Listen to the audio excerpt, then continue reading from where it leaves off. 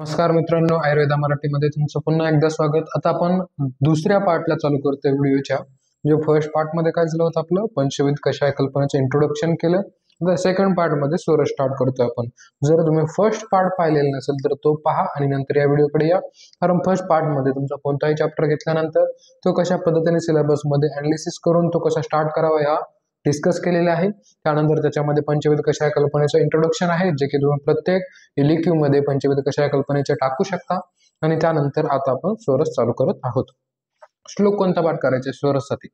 सोरससाठी तुम्हाला पंचविध कषाय कल्पनामध्ये क्वाथ आणि सोरस आणि पंचविध कषाय कल्पनेचा बेसिक श्लोक, हे तीन श्लोक तर तुम्हाला पाठच करायचे आहेत, कारण हा एक एसएक्यू आणि एक एलिक्युलर चॅप्टर आहे। त्यामुळे तुम्हाला हा श्लोक 100% एक्झाम मध्ये कुठे ना कुठे लिहायला मिळणारच आहे। सोरसचा श्लोक: अहतात तशनात तत्पृष्ठात द्रव्यात शुनात समुद्रेत वस्त्र निष्पीडितो यसरस सोरस उच्यते। शारंगधर संहिता मधला हा श्लोक तुम्हाला पाठ करायचा आहे। ठीक आहे, आता आपण सोरस काय आहे याच्याकडे येऊया। पूर्ण जसं काय तुम्हीच पुस्तक रीड करत आहात हा फील तुम्हाला या व्हिडिओमध्ये येणार आहे। वनस्पती द्रव्य कुठून त्यातील द्रवरूप भाग पिळून घेऊन काढला असता त्यास वनस्पतीचा सोरस असे म्हणतात। काय म्हणताय? वनस्पतीचा द्रव कुठून, म्हणजे वनस्पतीचे द्रव काय असू शकतं, त्याचं फळ असू शकतं, त्याचं पत्र असू शकतं, म्हणजे पान असू शकतं, किंवा जो उपयुक्त अंग आपल्याला सांगितले सोरस बनवण्यासाठी ते उपयुक्त अंग त्याचं काय केलं, कुठलं, त्याचा द्रवरूप भाग, त्याच्यामध्ये द्रवरूप भाग पिळून घेऊन, म्हणजे त्याच्यामधला द्रवरूप भाग काय केला आपण एका कपडामध्ये बांधला आणि त्याला पिळून घेतला आणि त्याच्यामधून जो रस निघतो त्याला काय म्हणतो आपण? मग सोरस म्हणतो। याला खूप डिटेल मध्ये आपण पाहणार आहेत आणखी। आता लगेच नाही समजलं तरी काळजी करू नका। स्वररसास याला आता पर्यायी शब्द काय दिलेत? स्वरसाला काय म्हणतात? अंगरस म्हणतात, रस म्हणतात, जल म्हणतात, नीर म्हणतात, अंबू म्हणतात। काय काय पर्याय नाव दिलेत मित्रांनो? आपल्याला सांगितलं सिलेबस कॉपी मध्ये सर्वात प्रथम काय करायचे? पर्याय नाव करायचे।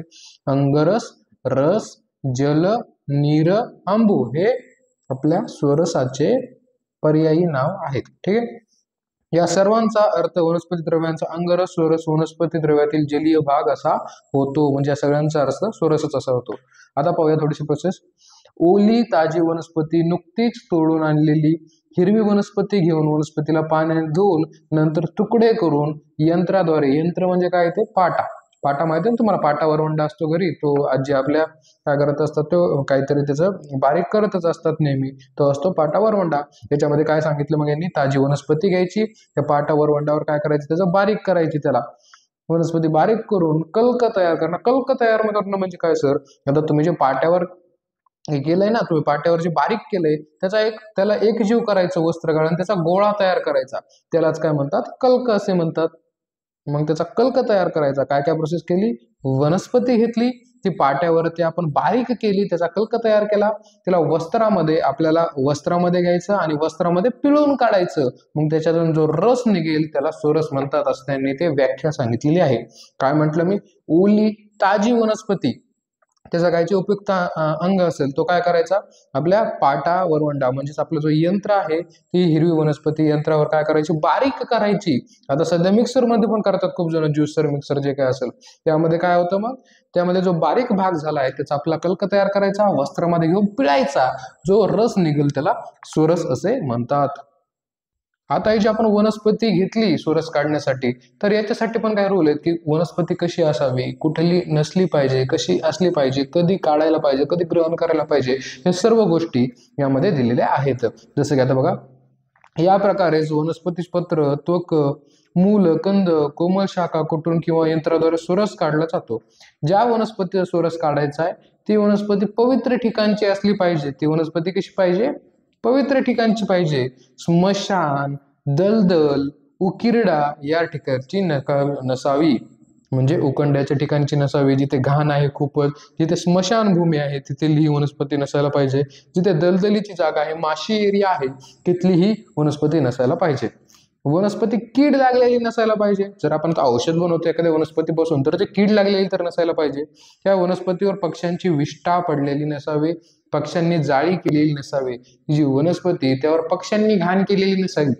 पक्ष्यांची विष्ठा म्हणजे काय? पक्ष्यांचा जो मल आहे त्यांनी विष्ठा केलेली नसावी, त्यांनी जाळ्या बनवलेल्या नसावे। एकदम अशी पवित्र वनस्पती पाहिजे, शुद्ध वनस्पती आपल्याला पाहिजे। आणि वनस्पती ग्रहण करताना ब्राह्म मुहूर्तावर वनस्पतीचे पूजन करून व शुभचिंतन करून वनस्पती ग्रहण करावी. आता वनस्पती कधी घ्यायला पाहिजे?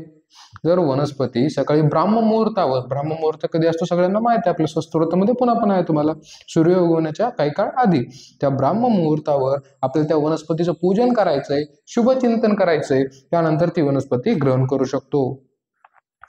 आणि जी वनस्पती तोडतोय त्या वनस्पतीची आपल्याला पूर्ण वाढ झालेली पाहिजे. जर त्या वनस्पतीची वाढ झालेली नसेल तर त्यामध्ये औषधी जो तत्व आहे, ऍक्टिव्ह प्रिन्सिपल व्यवस्थित तयार झाला नसेल, म्हणजे जो वनस्पतीचा औषधी भाग आहे तो तयार झालेला नसेल, त्यामुळे तो वनस्पती पूर्ण वाढ झालेली असावी. आपल्याला ती बालावस्थेतली नसायला पाहिजे, पूर्ण पक्व वनस्पती पाहिजे. वनस्पतीची पूर्ण वाढ झाल्यावर त्यातील औषधी द्रव्यांचा विकास झालेला असतो. जर वनस्पती पूर्ण वाढलेली असेल तर त्याचा औषधी द्रव्य त्याचा विकास झालेला आहे.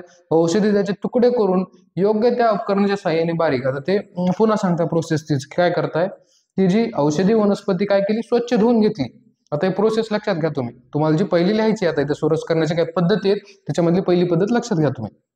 काय केलंय, जी वनस्पती घ्यायची आहे त्याला काय करायचं, स्वच्छ पाण्याने धुवून घ्यायचे. सर्वात पहिले स्वच्छ पाण्याने धुवून घेतले आणि त्याचे तुकडे करायचे आणि ते कोणत्याही उपकरणाच्या सहाय्याने बारीक करायचे.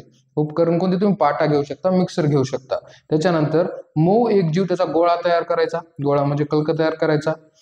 या प्रक्रियेत वनस्पती द्रव्याची आप्य भाग आणि जेली भाग वेगळा होतो. म्हणजे आपण जेव्हा एखादा वनस्पती मिक्सरमध्ये किंवा त्या पाट्यावरती बारीक करतो तेव्हा काय होतं, त्याच्यातला थोडासा पातळ भाग वेगळा होतो, आप्य म्हणजेच घन भाग वेगळा होतो.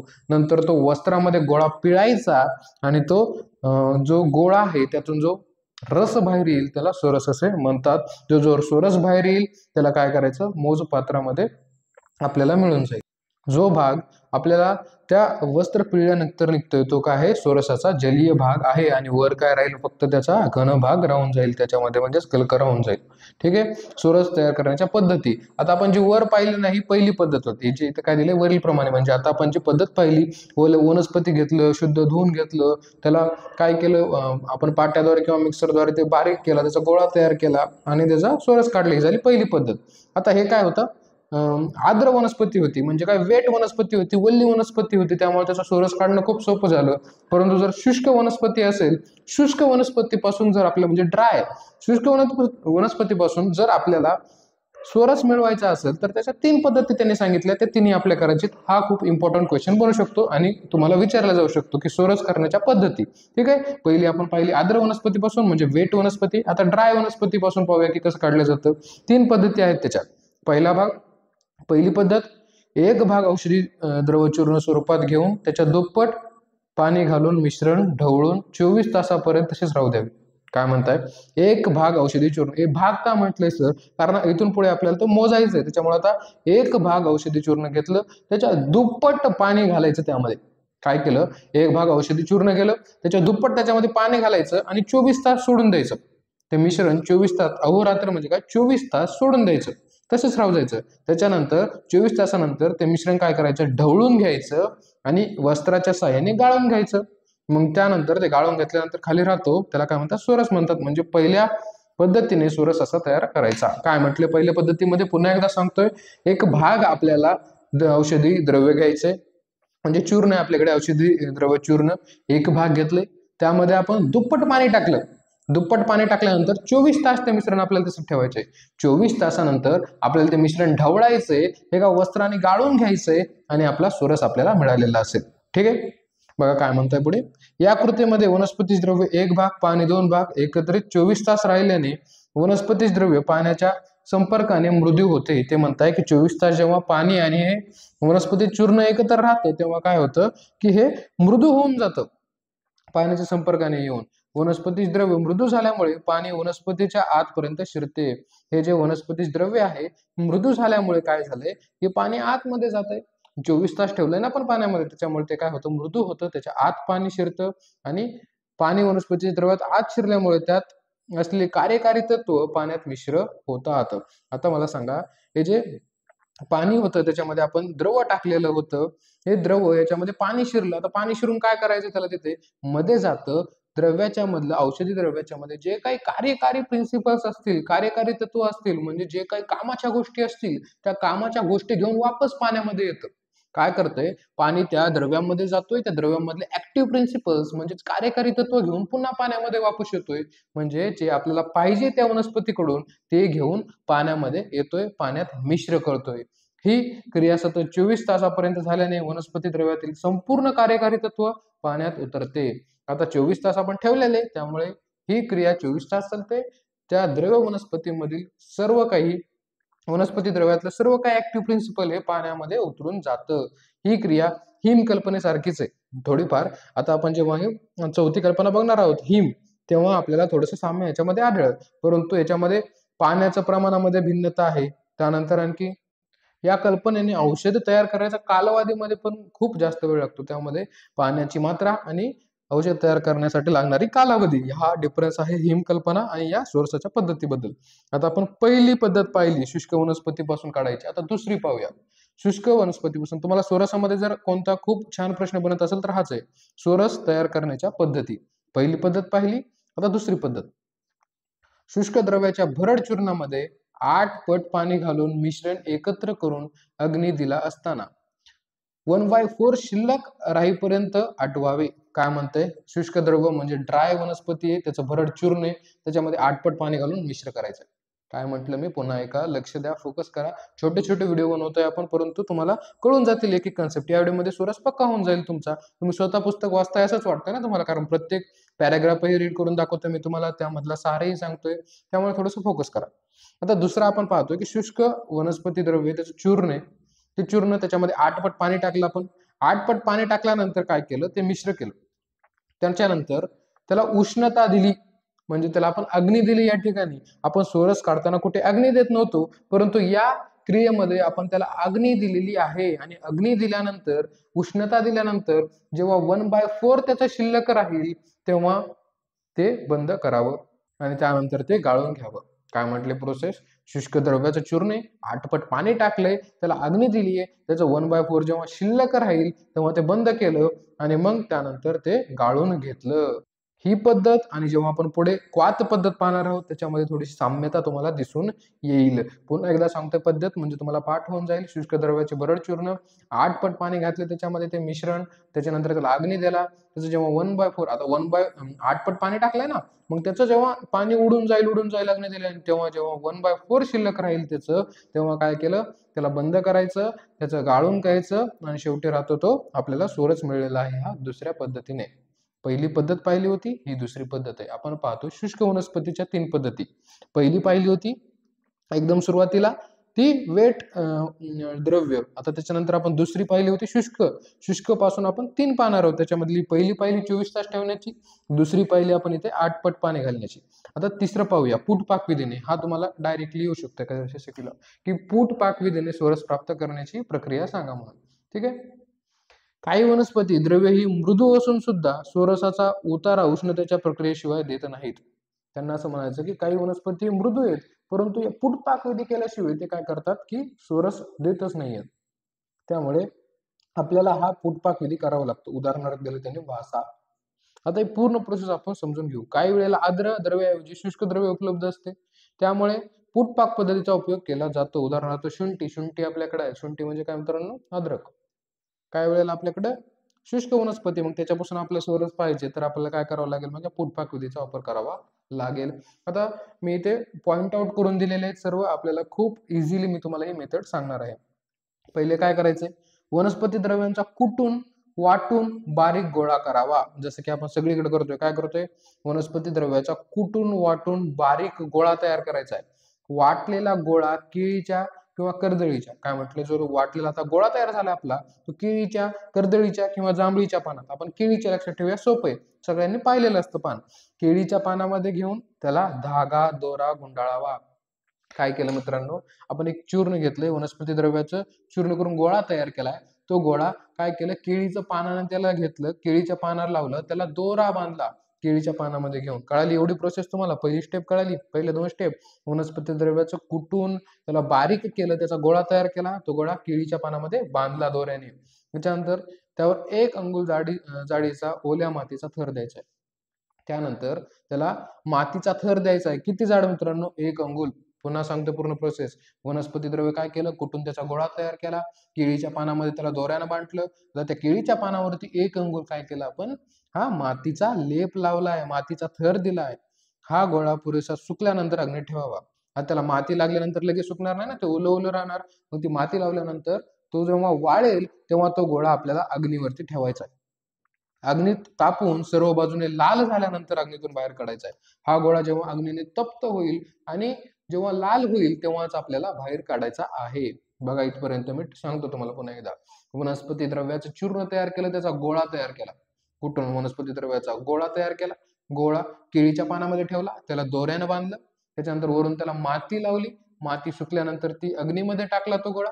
मग तो जेव्हा लाल होईल गोळा अग्नी तप्त होऊन, तेव्हा तो बाहेर काढला. त्याच्यानंतर आता बाहेर काढला, त्यावरती माती बाजूला करून घ्यायची. बाहेर काढले की त्याचे पाने वेगळे करायची.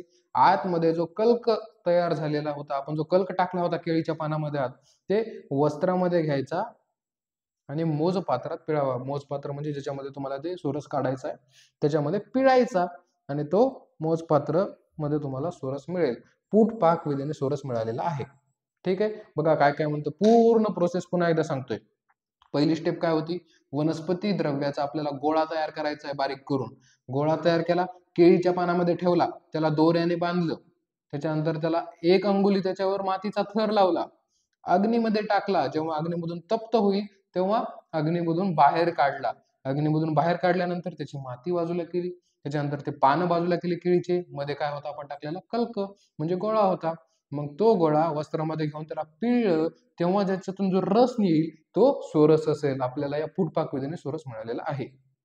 त्याच प्रकारे शुंठी 3 पट पाण्यात भिजवून कल्क करून पूटपाक विधीने सोरस काढता येतो. शुंठीचं याच प्रकारे 3 पाट पाण्यामध्ये भिजून आपल्याला कल्क करून पूटपाक विधीनेही त्याचा सोरस काढता येतो. इथे काय दिलं होतं, डायरेक्ट द्रव्याचं कुटून दिलं होतं, परंतु त्यांनी सांगितलं की 3 पट पाण्यामध्ये भिजूनही ठेवू शकतो आपण आणि कल्क करून पूटपाक विधीने करू शकतो. ठीक आहे, तुम्हाला एवढं काय कळत नसेल, मी सांगितलेलं प्रोसेस लक्षात ठेवायच्या. बघा आपण काय पाहत होतो त्याच्याकडे फोकस करा. आपण सोरस करण्याच्या पद्धती सांगत होतो. पहिली झाली होती आर्द्र वनस्पती, आपण ही प्रोसेस पाहिली इथे.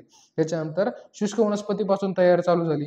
शुष्क वनस्पतीपासून 3 पद्धती पाहिल्या. पहिल्यामध्ये आपण पाहिलं होतं की 24 तास ठेवायचं त्यामध्ये, मग तो मृदू होतो, ऍक्टिव्ह प्रिन्सिपल काढून घेतो. दुसऱ्यामध्ये पाहिलं आपण 8 पाट पाणी टाकायचं, 1/4 शिल्लक राहतं. आणि तिसरा पूटपाक विधीने आपण पाहिलेला आहे. आता यानंतर आपण मात्रा वगैरे पाहूया. सोरसाची सर्वसामान्य मात्रा. सोरसाची सर्वसामान्य मात्रा काय मित्रांनो, 2 तोळे. आता हे शब्द काही जण नवीन सेकंड इयरला आले असतील त्यांना नवीन वाटत असतील. 2 तोळे म्हणजे सुमारे 20 ml एवढा आहे. 1 तोडा म्हणजे 10 ml, असा हा 2 तोळे म्हणजे सुमारे 20 ml एवढं असणार आहे. त्यानंतर काही वेळेला पर्याय म्हणून सोरस केले जाते. सोरसाची सामान्य मात्रा 2 तोळे सुमारे 20 ml आहे. काही वेळेला पर्याय म्हणून सोरस केले जाते. त्या औषधी गुणधर्म व कार्यकारी शक्ती कमी असल्यास त्याची 4 तोळे म्हणजे 40 ml सांगितलेली आहे. म्हणजे मात्रा त्यांनी जर कार्यकारी शक्ती जर कमी असेल सोरसामध्ये तर मात्रा काय घ्यायची, 4 तोळे. आणि कार्यकारी शक्ती जर सामान्य असेल तर 2 तोळे. तुम्हाला सामान्य मात्रा लक्षात ठेवायची, 2 तोळे म्हणजे 20 ml लक्षात ठेवायचं आहे. ठीक आहे, त्यानंतर प्रक्षेप द्रव्य काय काय टाकू शकतो सर. प्रक्षेप द्रव्याने सोराची चव चांगली होते. प्रक्षेप द्रव्य काय वाटत असेल ना काही जणांना, प्रक्षेप द्रव्य म्हणजे ते टाकल्यानंतर तो जो पर्टिक्युलर तुमचं औषध आहे त्याची चव चांगली होते आणि ते टिकण्यासही मदत होते. प्रक्षेप द्रव्याने सोरसाची चव चांगली होते व सोरसाचे गुणधर्मही वाढतात. सोरस रुग्णास देताना सेवन करताना सुकरता होते म्हणजे ते पेशंटला आवडायला लागते प्रक्षेप द्रव्यामुळे. ते काय काय असतं प्रक्षेप द्रव्य मग याच्यामध्ये, मध, साखर, गूळ, जिरे, क्षार, लवण, तूप, तेल, चूर्ण हे सर्व प्रक्षेप द्रव्य म्हणून आपण वापरल्या जातो. त्याचे प्रमाण 6 ग्रॅम समजावे. प्रक्षेप द्रव्यांचे सर्वसामान्य प्रमाण काय सांगितले त्यांनी. आता आपल्याला तुम्हाला प्रश्न येऊ शकतो की सोरसाचं सर्वसाधारण प्रमाण काय प्रक्षेप द्रव्य टाकायचं, तर 10 ml म्हणजे 2 ग्राम इतके आहे. 10 ml मध्ये 2 ग्राम म्हणजे जर 10 ml सोरस असेल तर त्याच्यामध्ये 2 ग्राम प्रक्षेप द्रव्य आपण टाकण्याचे हे सामान्य आपल्याकडे प्रमाण आहे.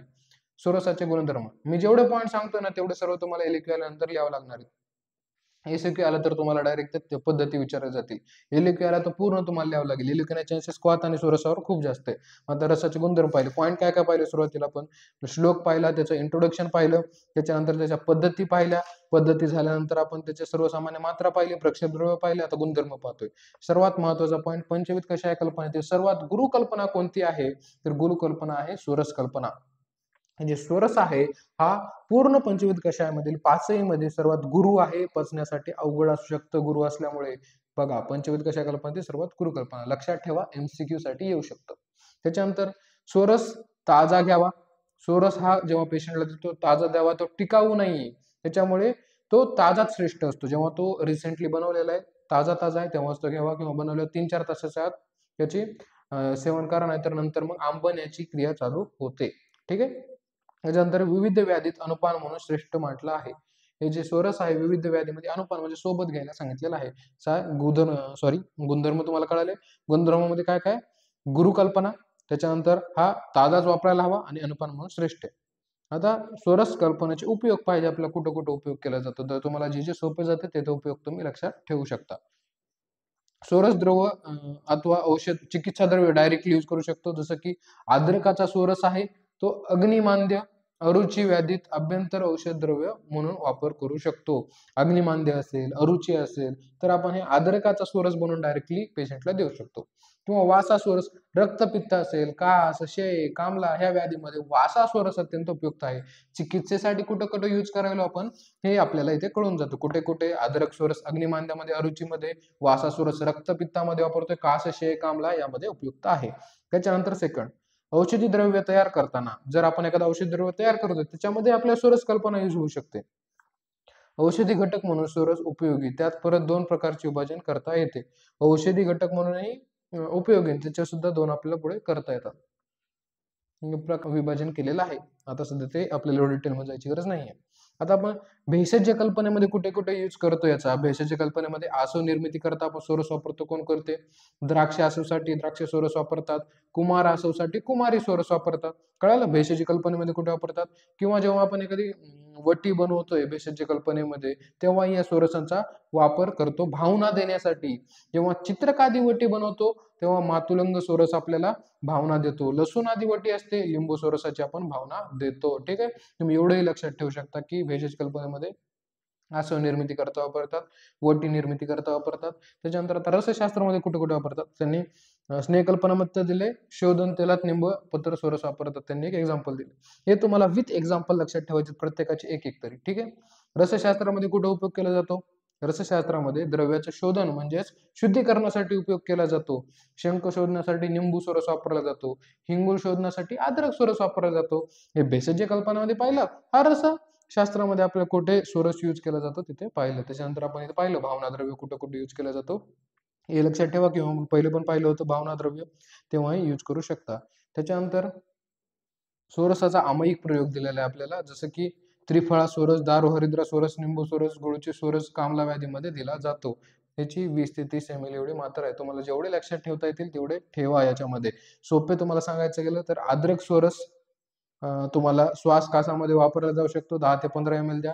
शतावरी सोरस पित्तशूलामध्ये 10 ते 15 ml तुम्ही देऊ शकता. हे दोन्ही पण 10 ते 15 ml आहेत, आणि श्वास कास हा पित्तशूलामध्ये वापरला जाऊ शकतो. ठीक आहे. तुम्हाला लक्षात ठेवण्यासाठी सोपं. ठीक आहे. सोरस इथे आपला संपलाय.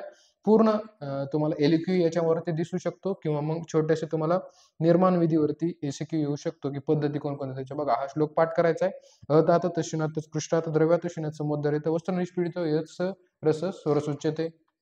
त्यानंतर तुम्हाला ते इंट्रोडक्शन दिलंय पूर्ण. पद्धती सर्वात महत्वाचे तुमचं आदर वनस्पतीच्या, शुष्क वनस्पतीच्या 3 पद्धती. त्यानंतर प्रक्षेप द्रव्य, त्याची मात्रा काय, गुणधर्म काय, उपयोग कुठं कुठं केला जातो, हे सर्व सोरसामध्ये पाहिले. थोडासा मोठा व्हिडिओ झालाय, परंतु या व्हिडिओमध्ये तुमचा एलक्यू कव्हर होऊ शकतो युनिव्हर्सिटीचा. ठीक आहे. Thank you very much. व्हिडिओ आवडला असेल तर लाईक करा, कमेंट करा. थँक्यू.